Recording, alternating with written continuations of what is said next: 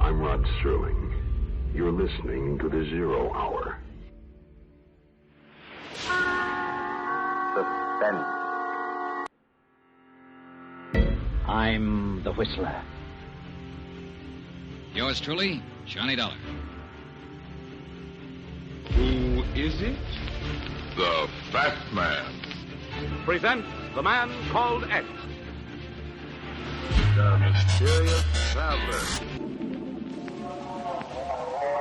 Another journey into the realm of the strange and terrifying. I hope you will enjoy the trip, that it will thrill you a little and chill you a little. So settle back, get a good grip on your nerves. Where are we going? You'll find out when we get there.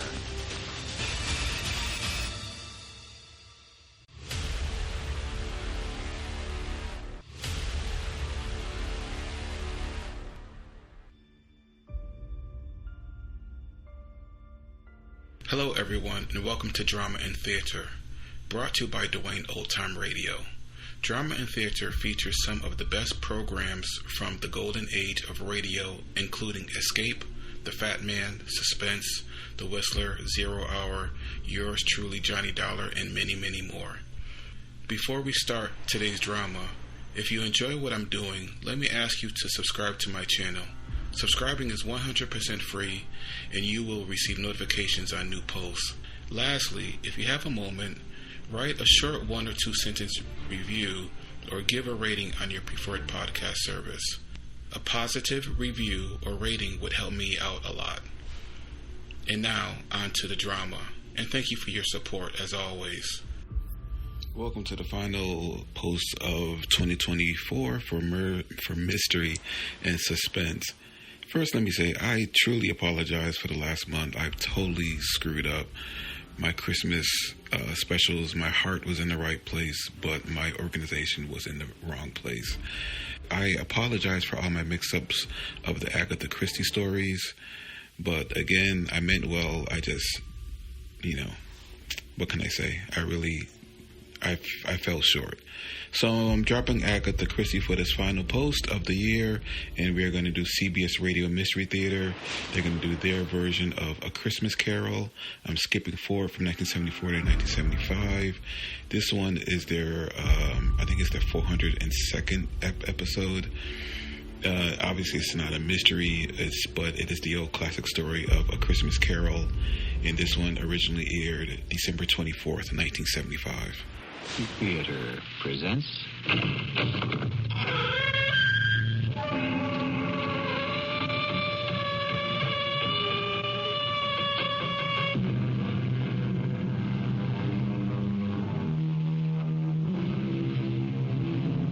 Come in.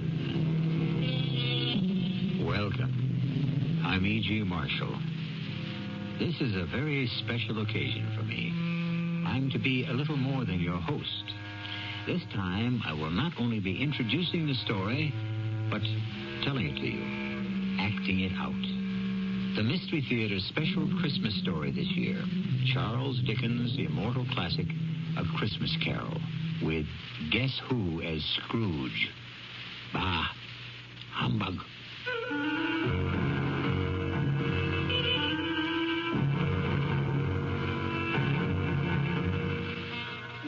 Mystery drama, A Christmas Carol, was adapted from the Charles Dickens classic especially for the Mystery Theater by Ian Martin.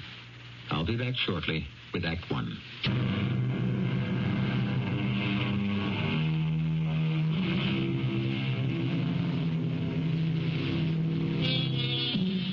Charles Dickens' A Christmas Carol begins like this. Marley was dead to begin with. There is no doubt about that whatever. The register of his burial was signed by the chairman, the clerk, the undertaker, and the chief mourner. Scrooge signed it. Old Marley was dead as a doornail. Ebenezer Scrooge? Oh, he was a tight-fisted hand at the grindstone, hard and sharp as flint, from which no steel had ever struck out generous fire. solitary as an oyster. He iced his office in the dog days and didn't thaw it out 1 degree, even at Christmas. A Merry Christmas, Uncle. God save you. What? Oh, it's you, nephew. What brings you here on a miserable, cold, windy night like tonight? Cold and windy, yes, and the snow falling softly. A perfect Christmas Eve to say Merry Christmas, Uncle. Humbug. Christmas a humbug? Oh, you don't mean that, I'm sure. I do. Merry Christmas. What right have you to be merry, or the world at large? What reason have you yourself to be merry? You're poor enough. Oh, come then. What reason have you to be dismal? What reason have you to be morose? You're rich enough. Don't you taunt me, Fred. Bah! Don't indulge yourself in expectations. Humbug. Take me as I am, Uncle, and as the season is, and don't be cross. Where else can I be when I live in a world of fools? Christmas. Phooey. What's Christmas time to you but a time for paying bills without money? Time for finding yourself a year older and not an hour richer. If I could work my will, every idiot who goes about with Merry Christmas on his lips should be boiled in his own plum pudding and buried with a stake of holly through his heart. Oh, come along, Uncle. Can you not let down for once and enjoy yourself? Come along, nephew. Keep Christmas in your own way. Let me keep it in mine. Yes, but you don't keep it. Leave me alone, then. Much good it may do you. Much good has it ever done you? Oh, there are a lot of things, Uncle, from which I've never profited. Christmas among the rest. Except that when it comes around, who can resist it? A kind of forgiving time of year when men and women seem by one consent to open up their hearts freely. So then I say, Uncle, though it never put a scrap of silver or gold in my pocket, I believe it has and will do me good, and so I say, God bless it. Who's that? What's all that there?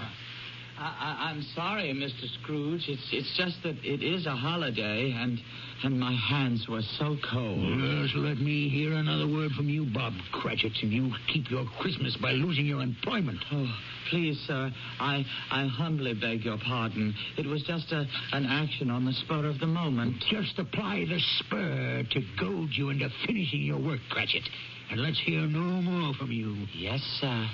Well, nephew, why are you here? To ask you to dine with us tomorrow. Dine with you? Never. There's nothing more ridiculous than all the fuss and expense over Christmas dinner. Oh, Uncle, I want and ask nothing from you. Why can't we be friends? Good afternoon. And with all my heart, I'm sorry to find you so resolute. But at least I wish you a Merry Christmas. Good afternoon. And a Happy New Year. Good afternoon. And be sure to make the front door fast. No wasting of heat here. No extra logs on the fire. Yes, Uncle. Mr. Cratchit. Yes, sir. May I wish you a Merry Christmas and a Happy New Year. The first I am sure of, and I thank you. The other... who knows what the future holds. Be of good hope. The nerve of all of them. My nephew, Westrel, and Bob Cratchit on 15 shillings a week with a wife and family talking about a Merry Christmas. It's enough to make a man retire to Bedlam. They're all mad. Begging your pardon, Mr. Scrooge, a gentleman to see you. Yes.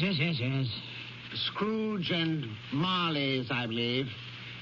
Have I the honor of addressing Mr. Scrooge or Mr. Marley? Mr. Marley's been dead for 7 years. He died 7 years ago this very night. Ah, sad. Sad indeed.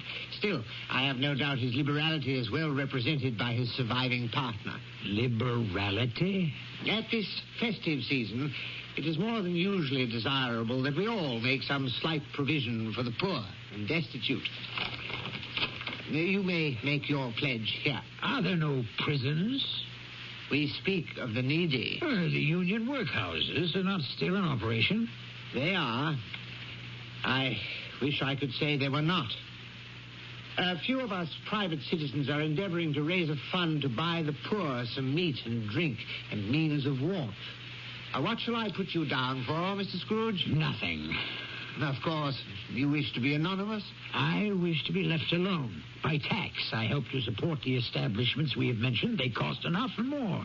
Let those who are badly off go there. Many can't go there. And many would rather die. They would rather die than let them do so and decrease the surplus population. Good afternoon, sir, whatever your name is. I find you hard to believe, Mr. Scrooge. Cratchit, let him out.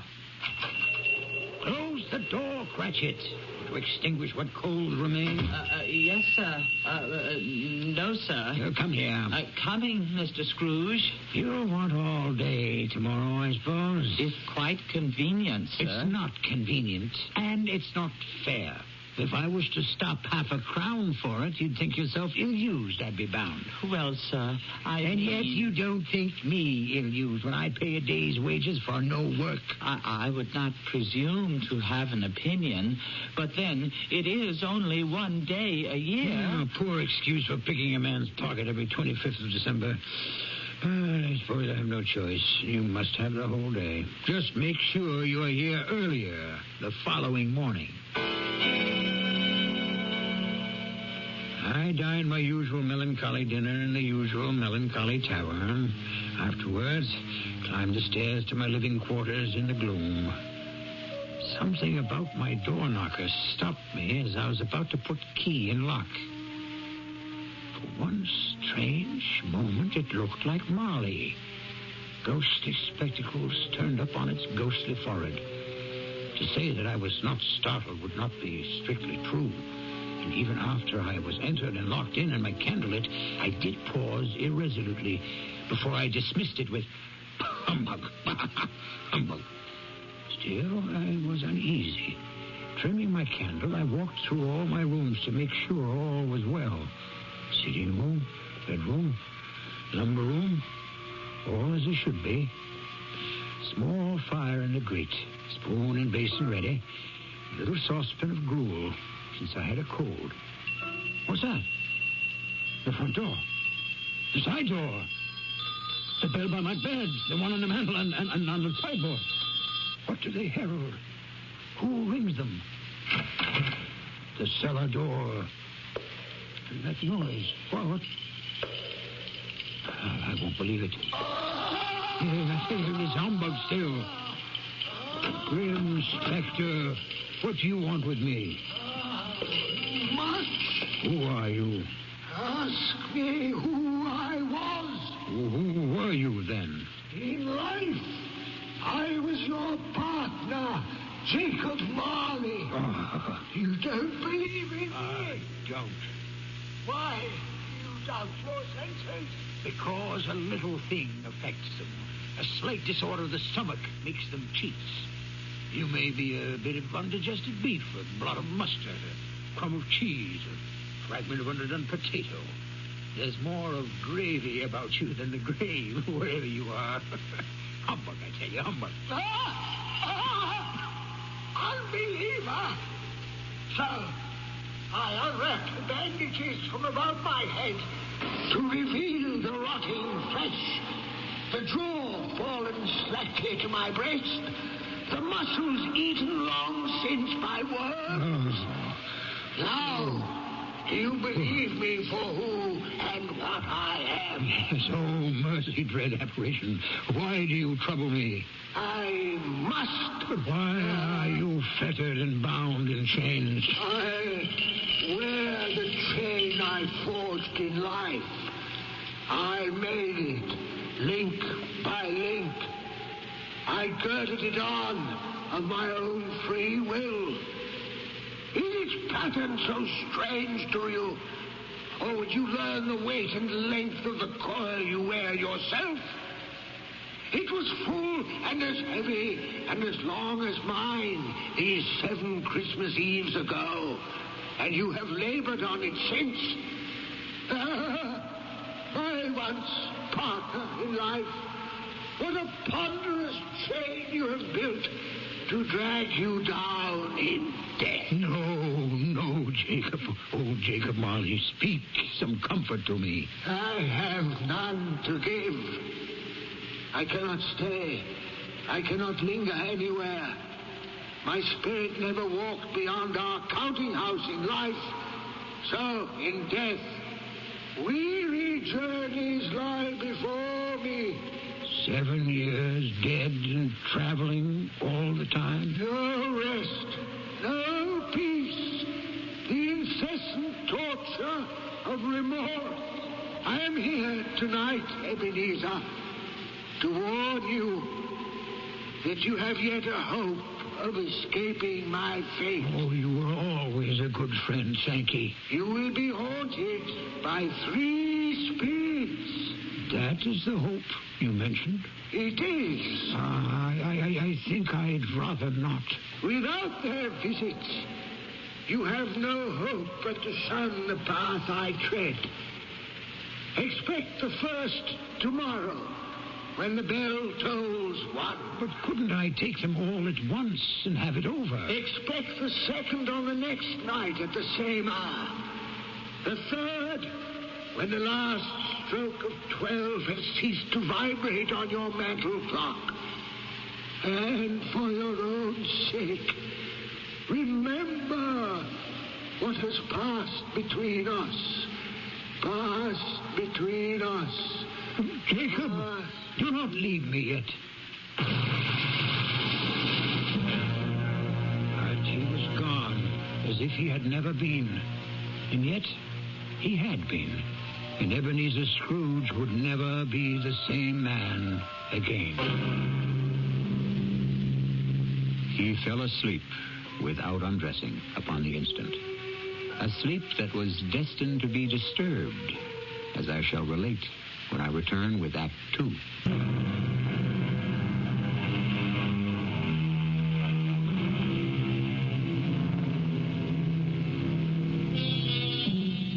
When Scrooge awoke, it was dark, and the chimes of a neighborhood church were striking the 4 quarters. To his amazement, they were followed by 12 strokes of the bell. 12? Impossible. It was 2 when he went to bed.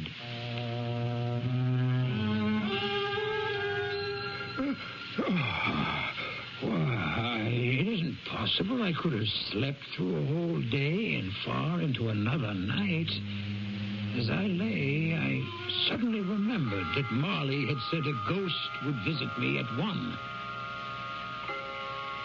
Who are you? I am the ghost of Christmas past. Long past? Your past. Don't you recognize me? A strange figure, almost like a child. The outlines dimly seen. It wore a tunic of purest white and a branch of fresh green holly in its hand, in singular contradiction to the dress, which was trimmed with summer flowers. But strangest of all, above its crown sprang a bright, clear jet of light, which illuminated the darkest corner, but obscured the face. And under its arm a cap, which looked for all the world like a candle snuffer. For some reason, I wanted it to put on its cap. The light is blinding. Would you not put on your cap? Would you so soon put out with worldly hands the light I shed? Is it not enough that you are the one who fashioned me this cap and forced me to wear it low upon my brow? I? What business brings you here? Your welfare.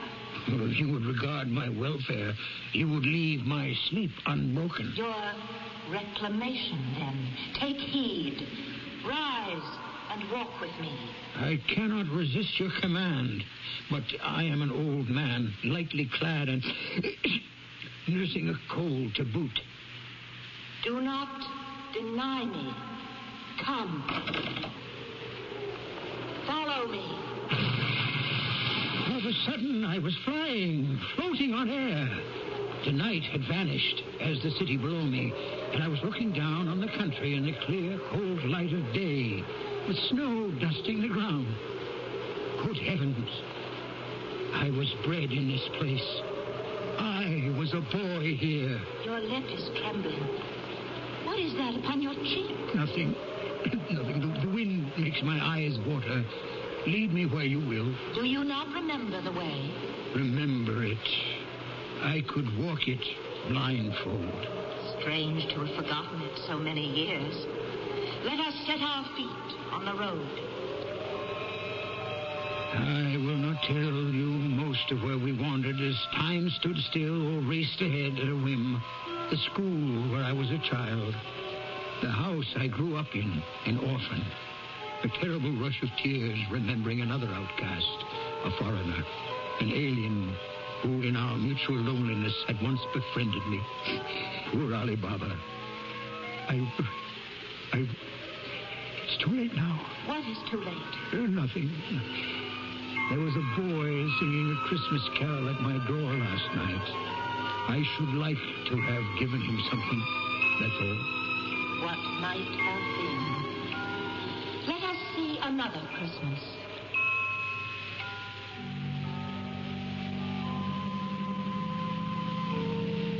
What's that? Your aunt, who brought you up, passed away. Oh, no. Always a delicate creature whom a breath might have withered. But she had a large heart. Amen to that. I will not gainsay it, Spirit. When she died, she had, I think, children. One child. True. Your nephew? Yes. We traveled further, scenes flashing by like slides in a magic lantern. Old Fezziwig in his Welsh wig, my first employer. His Christmas parties with a groaning table and everyone dancing with a light foot and heart to the festive music. His kind wife and the joy of working at a desk one wasn't nailed to. And then someone I had shut away so long ago. What is it, Scrooge? That girl. Whom you shall sit beside. No. Oh, yes. This shadow most of all. Don't you remember me? I told you the light blinds me. Then remember me as I was, before you put my light out. No tears, I beg you. None. If the idol who has replaced me can cheer and comfort you, I must not grieve. What idol? A golden one. Nothing but gain engrosses you. So, if I have grown wiser, I am not changed toward you. Our marriage contract was made when we were both poor. You are changed. When it was made, you were another man. I was a boy. Whatever you were, I freely offer you your release. Have I ever sought it? In words? Never. How then? In a changed nature. In everything that made my love of any worth or value in your sight. And so I release you with a full heart for the love of what once you were. May you be happy in the life you've chosen. Now I recognize you, spirits, and why you have come back to haunt me. Torture me no more. Some shadows still to see. No, I can bear it no longer. Haunt me no longer. The light you shine is too bright for my eyes to bear. Give me your cap so I may extinguish it, and you. In a puff of smoke, the figure was gone, and I had barely time to reel to my bed, exhausted from the long night's travels, where I fell into a heavy sleep.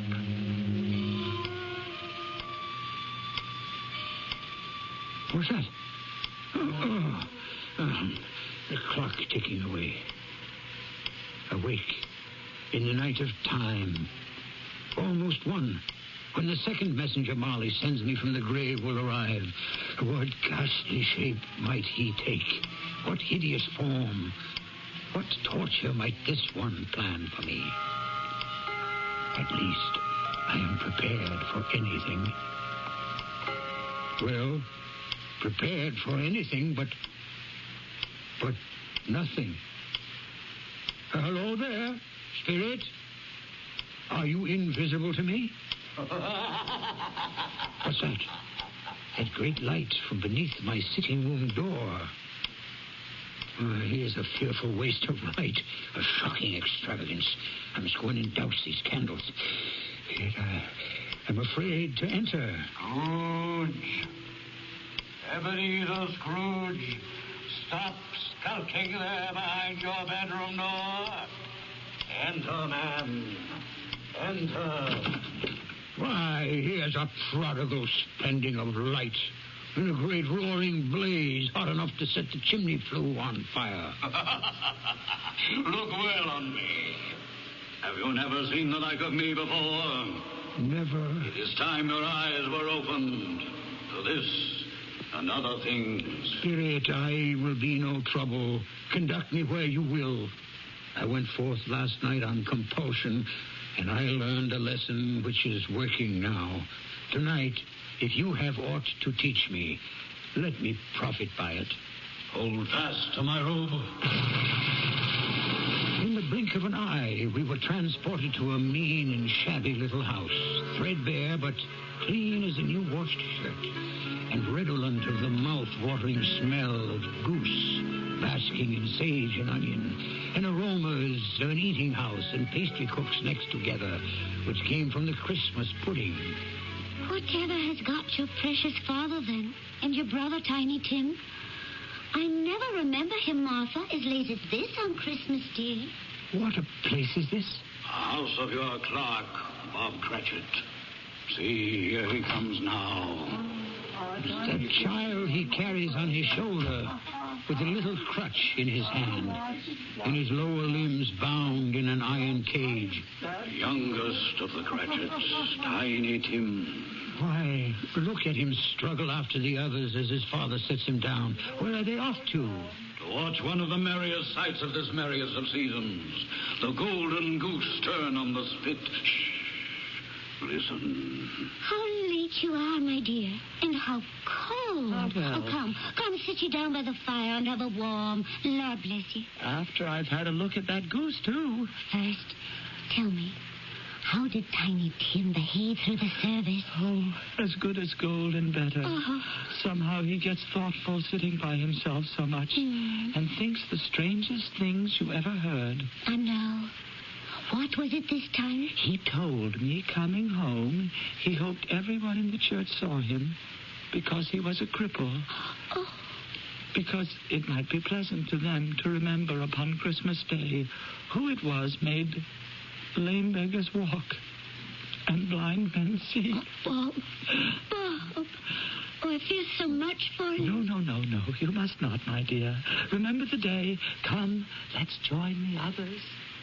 Tell me, Spirit, will Tiny Tim live?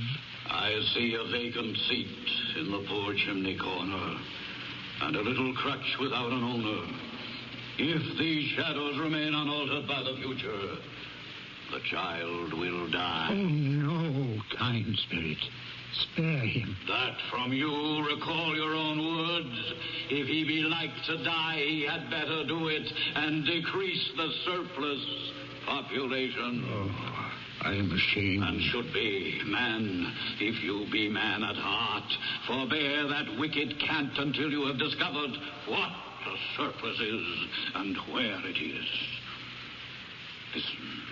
A toast before we eat to Mr. Scrooge.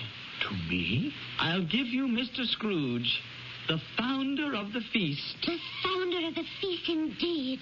Oh, I wish I had him here. I'd give him a piece of my mind to feast upon, and I'd hope he'd have a good appetite for it. Oh, my dear, the children, Christmas Day. Well, I'll drink to his health for your sake and the day's, not for his. Long life to him. A Merry Christmas and a Happy New Year. Oh, you'll be very merry and very happy, I've no doubt. And now, a Merry Christmas to us all, my dears. God bless us.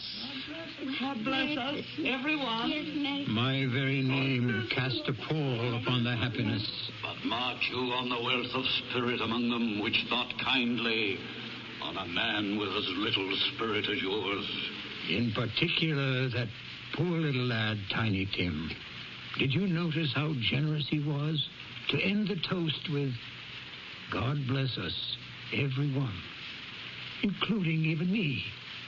What a valiant little soul, in spite of all his handicaps. Perhaps your eyes are opening at last. But come, you have more to learn. Where now? Your nephew's house. He said that Christmas was a humbug. As I live, he believed it, too. More shame for him, Fred, that my uncle-in-law should speak so. Well, he's a comical old fellow and not so pleasant as he might be. Oh, yes. However, his offenses carry their own punishment, and I have nothing to say against him. And I will have no downturned mouths at this season. So here's a glass of mulled wine to our hands. Let's drink to the old man. Well, he has given us plenty of merriment at that. So, to Uncle Scrooge. A Merry Christmas and a Happy New Year to the old man, whatever he is. He wouldn't take it from me, but may he have it nevertheless. To Uncle Scrooge. To Uncle Scrooge. No, wait. Let me go to them. Explain. Too late for me. The hour grows too late.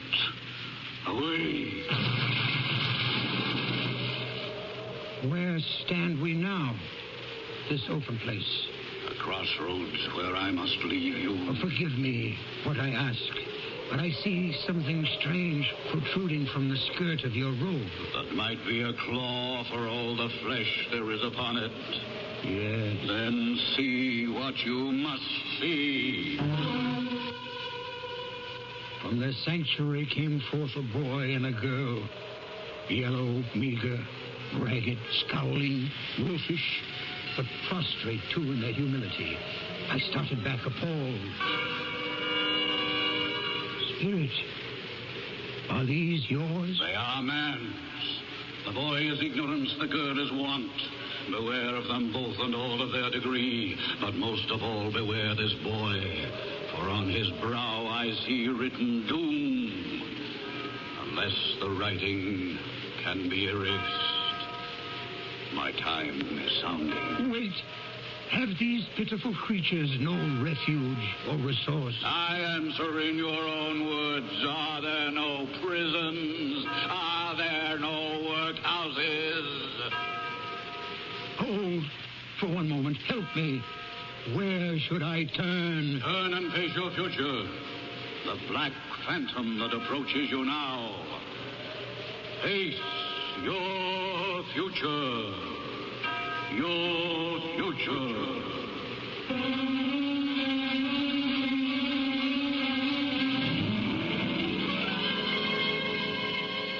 As the last stroke of the bell struck 12, Scrooge turned to face a dread figure, a solemn phantom, draped and hooded in blacks and deep grays, coming, creeping like the mist about it towards him.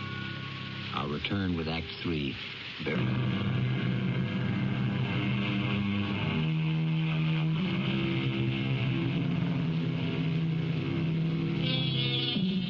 The last phantom silently, slowly, gravely approached. It was shrouded in a deep black garment, which concealed its head, its face, its form, and left nothing of it visible save one outstretched hand, which served as its only voice, for the spirit neither spoke nor moved.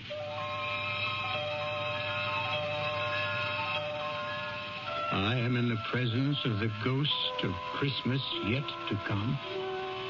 You answer not, but point where we are to go. Lead on, Spirit, and I will follow. A great black cloud gathered me and carried me willy-nilly to the streets. Its shroud, like the figure that stood by me, hung about me as I listened to two gentlemen talking in the street. So, Mr. Grimes, old Scratch has got his own at last. I have been so informed, Mr. Goodfellow. When did he die? Last night, I believe. What on earth could he have caught? I thought he'd never die. God knows. Why should I care? What has he done with his money? Heaven knows. Not left to charity, and certainly not to me. Left to his company, perhaps. Well, God knows he appears not to have had any sort of personal tie. By which token, it's like to be a very cheap funeral. For upon my life, I cannot think of anybody to go to it. How dismal and awful to dismiss another human being in such terms. Forgive me, dread ghost. I did not mean to diverge. You wish to reveal something to me? You have my full attention.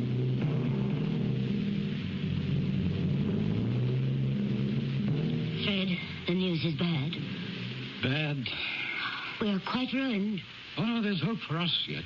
If he relents. If he forgives or forgave, there might have been. Oh, but it is too late for the miracle. Poor, old, miserable boy. He's past relenting. He's dead. No, wait, Spirit, wait. I'm not ready to leave. What else would you have me look on? Tell me again about today. About little Tim on the grave. It would have done you good to see how green a place it is. Oh. But you'll see it often. I promised him I would walk there every other Sunday. My last born. My poor little broken child. Oh, please. I shall break down with you. Oh, my darling. We can all try to be brave, but how can we hide our sorrow? What is more final and dreadful than death? I want to help, Spectre. But something informs me that our parting moment is at hand. Tell me, what man was it I saw lying dead? Very well. You point. Where to this time? A churchyard. And here we are. The headstone. You would have me read it? Tell me, are these the shadows of things that will be or may be only? Oh, my own name, Ebenezer Scrooge. Spirit, hear me. I am not the man I was. I will not be the man I must have been from all this intercourse. Why show me this if I am past all hope? For once, you make no motion. Your nature intercedes for me and pities me. Good Spirit, I will honor Christmas in my heart and try to keep it all the year. The three spirits shall strive within me. I will not shut out the lessons that they teach. Oh, tell me I may sponge away the writing on the stone. Give me your hand, I beg you. Give me your hand. I hold you to me. You cannot disappear. You cannot disappear. You... Oh, bless my soul. What I cling to is my own bedpost. And wait. Perhaps my time is my own to make amends in. Yes, I will live in the past, in the present, and the future. The spirits of all three shall strive within me. Oh, Jacob Marley, heaven and Christmas time be praised for this. I say it on my knees, oh, Jacob, on my knees. I don't know what to do. I'm as light as a feather, and I am as happy as an angel. I'm as merry as a schoolboy. I'm as giddy as a drunken man.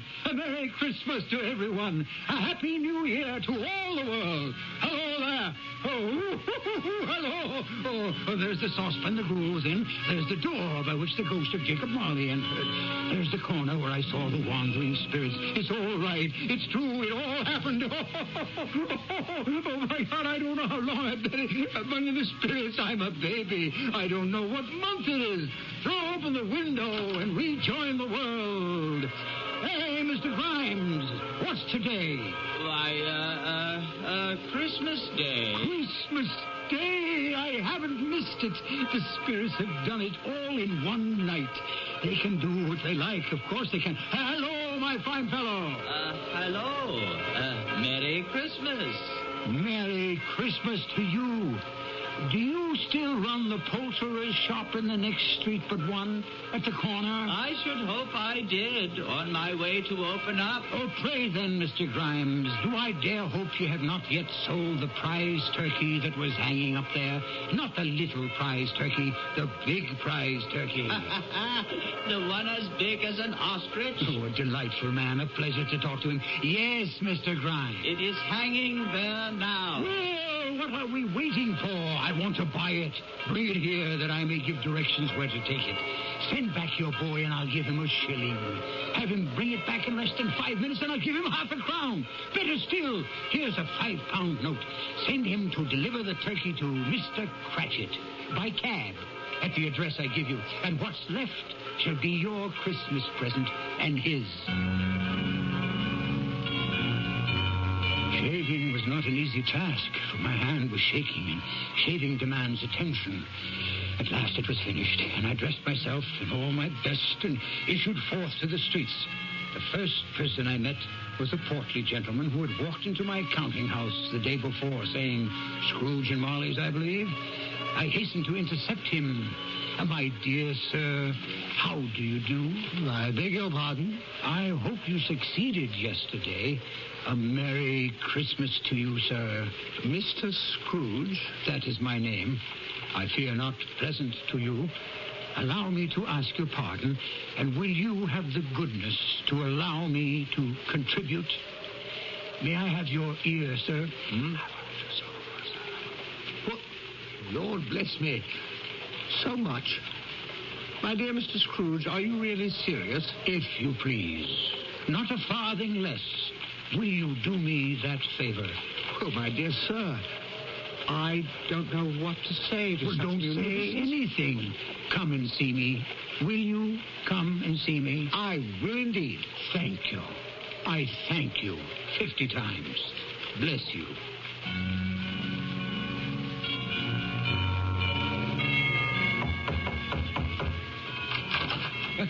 Merry Christmas. By all that's holy, is it you, Uncle? Me, Fred. You did ask me to dinner. Am I too late to take up the invitation? Too late? Will you let me in? Will I let you in? Why, here's the merriest turn a Christmas can take, darling wife. Here's Uncle Scrooge to share our Christmas. Isn't that a present for this day? You couldn't have brought Fred a better one. Welcome to our home, Uncle. For only the first of many times, I hope. It's a whole new year. Yes, and you may spend it all with us, if you will. Only today, for I must be in the office as early as can be. No. Don't steal glances at each other. It isn't business on my mind, but recompense. And since at last I have learned to laugh, I want to have my first joke with the man I have perhaps wronged most all of these years, my faithful Bob Cratchit. A wonderful day. An evening with my nephew, a deep sleep that might have lasted for days, except that I was bound and determined to be earlier than my clerk at the counting house that Monday morning. I was as pleased as a child when I beat him there. Even more pleased to find that for once he was late. When the door opened and he came in, he was a full 18½ minutes behind his time. His hat and scarf were off before he opened the door. In terror of the man I had been, he was on his stool in a jiffy, writing his pen as if he were trying to overtake the lost minutes. Morning, Mr. Scrooge. Morning. A little late for that. What do you mean by coming here this time of day? I am very sorry, sir. I am behind time. You are? Yes, I think you are. Now, step this way, sir, if you please. It's only once a year, sir. It shall not be repeated. I was making rather merry yesterday, sir. Now, I'll tell you what, my friend. I'm not going to stand by this sort of thing any longer. And therefore, I feel myself forced to raise your salary. Huh?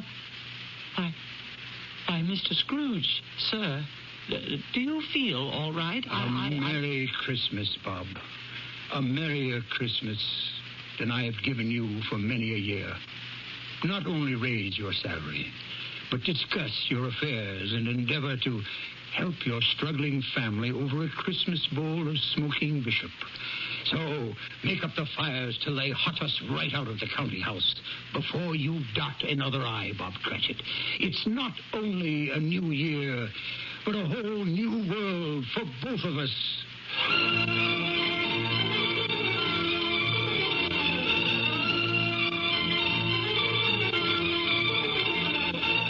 As we all know, Scrooge was better than his word.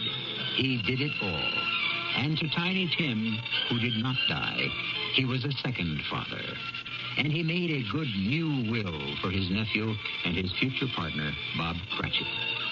One thing after a long life he took to his grave, that he knew how to keep Christmas well. May it be truly said of all of us, and as Tiny Tim observed, God bless us, everyone.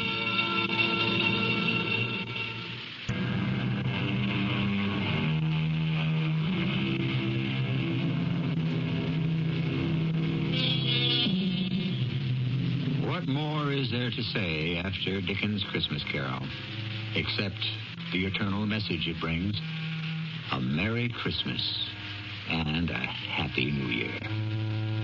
Our cast included Marion Seldes, Ian Martin, Evie Juster, Robert Dryden, and William Redfield. The entire production was under the direction of Hyman Brown. And now, a preview of our next tale. Hey, listen. Hear that? Singing. Of course, it's a carol concert. That's where everyone must be. Oh, come on, let's see if we can find them.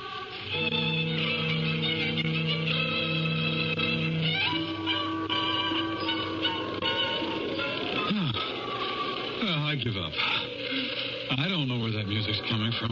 We've covered so many streets and nothing. Yeah, no one. Oh, hey, honey, you're shivering. I'm scared. Well, there's a hotel across the street. Let's go there and use the phone. There's got to be one there. This is a ghost town. Well, there's no use wandering about anymore. It's a ghost town in the middle of Ohio. This is E.G. Marshall inviting you to return to our Mystery Theater for another adventure in the macabre.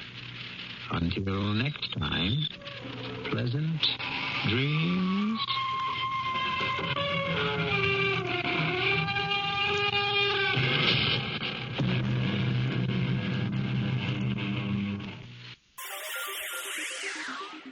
Thank you for listening to and showing your support for my podcast.